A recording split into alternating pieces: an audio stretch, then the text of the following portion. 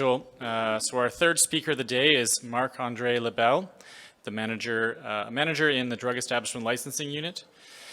Before assuming the role of manager, Marc-Andre was a supervisor of the DELU unit, where he contributed to the development of Guide 0002 and the implementation of the AMR regulations.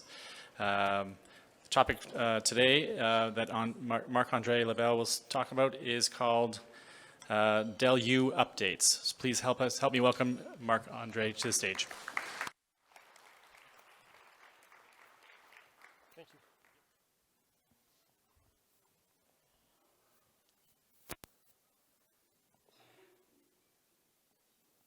Okay.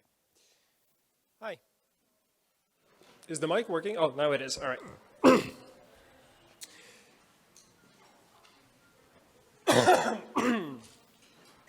All right, so I'm here to give you a few update on DELs. On the overall, oh, it's this one. Can you hear me on this one? No, huh? Yeah? Oh, okay, because I hear myself on this one only. All right, so I'll give a brief overview on DEL performance. I'll touch on stakeholder engagement.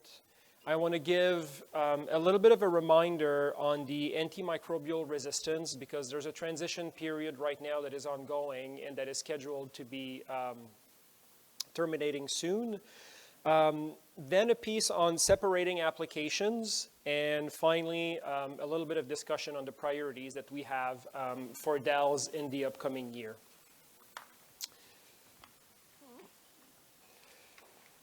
So this is a slide that you might have seen. We've been presenting it in many other venues. It just gives the general overtone of what we have in terms of performance for the last fiscal year.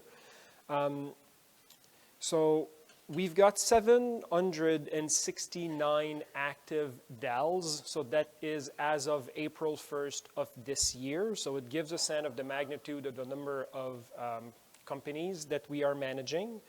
And it accounts for a total of 995 buildings in Canada. So as you know, not every company only has one building at which you're conducting activities. So that's why the number is higher than the number of DEL holders. And we process per year around 4,000 applications. So last year we processed 3,800. So in terms of the general update, in terms of what we're doing now, this is the time of year where we're usually wrapping up ALR.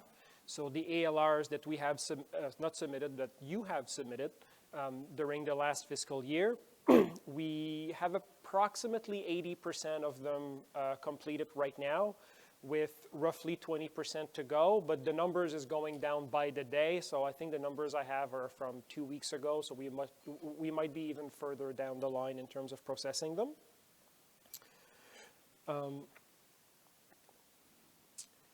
So again, in terms of giving a little bit of the perspective of how the DELs are distributed in Canada, we've got them by activities on top. So you will see there's 22% of companies that are importers, which is something somewhat interesting when you're realizing that around 80% of drugs are being imported. There's 22% of the companies that are distributor, and then the rest, you'll see the 11, 18, 15 for packagers and other company. I really just wanted to point out more the import, because it's really the piece that is important with respect to the number of drugs versus the amount of company, because it's not necessarily a telling number. There's a lot of work that we do there when we're processing application that relate to that 22%. In terms of the drug categories, pharmaceutical is the big one.